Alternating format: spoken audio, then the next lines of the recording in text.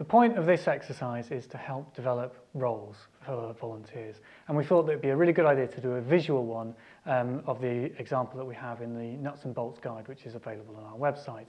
It can be a little bit confusing to read it, and it works much better in a visual way, so we thought the best thing to do was to show you like this. The first way to do it is you get the headings put up on the wall, which you'll see shortly, and then get whoever's involved in volunteering, managing them, working with them, receiving a service from them, to get involved and help put down all of the things that the reasons why you need volunteers, what they're going to do, concerns that you might have, and the skills that they'll need. When you get those on a post-it note, you nail them all up on the wall in any order. It tends to be quite chaotic. And then when you can see it all at a glance, and after that you can order it.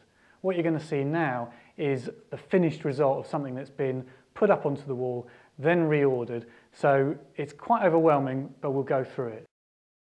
So here we are. This is the result. It's an admin role, and what you've got here is first stage is the why. The organisations had to work out why they really need volunteers. In this case, it's because they felt that involving volunteers, members of the community, would actually help improve the service and make them more connected with the service and enable them to get more people in. There might be other things. Part of that led to a concern, and the concern they had was the quality of the service that people would do. When you're running a service, you want it to be excellent. Involving volunteers may compromise the quality. So that's added as a concern, and what you need to do is make sure that you address that, think it through in the tasks that you're going to give them, and also through the training that they're going to do. Over here we've got the tasks. They've all been reordered.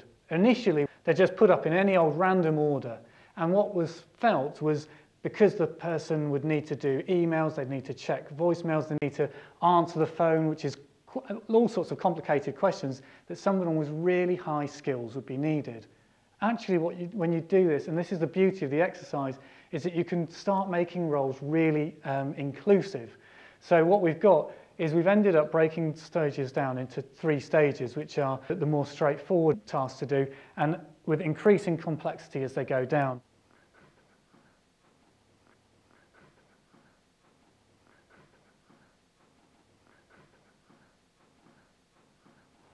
Then right down at the bottom you might have development opportunities, which are things that if someone exceptional comes along, you might get them to do. For example, preparing statistical information for monitoring stuff. So these things here have been set up into stage 1, 2 and 3. And when you are putting all the tasks up, at the same time or afterwards, what you might find is you put here the skills, knowledge, understanding and qualities that people need, and you make sure that they're related to the tasks. With such a visual way of doing it, you can always check that the tasks over here are addressing the reasons why you want volunteers and the concerns that you've got. You can also ensure that the tasks that you've got over there relate directly to the skills or experience. For example, this one here, good computer skills needed. It was thought that all volunteers would need this. By breaking things down and reordering them, we discovered that actually this was only needed for the stage 2 and stage 3 tasks, because you don't really need computer skills to do filing or organise leaflets. By doing that, we've been able to get people with much lower skills into the office to improve their skills so they can then move on to the greater tasks or the more complex tasks. Finally, when you've got all of these things up, what you want to do is to put the training into order. Again, the training, just like the tasks, you often just pile it all up into one big mess of things that need training. But I would really encourage you to think carefully about this so that you can break it down into order. Normally what happens is people discover that everything is essential, so must be done straight away. If you do that, people will just forget it. Bearing in mind that volunteers only come in for half a day or a day a week, they need to be engaging with the tasks as well as the training. So do them chronologically in order of the things that you think are really important. These ones here are done again, in task order. So these here are the ones for the stage 1 tasks, for the stage 2 tasks, for the stage 3 tasks. But they're in order of the things that have to be done.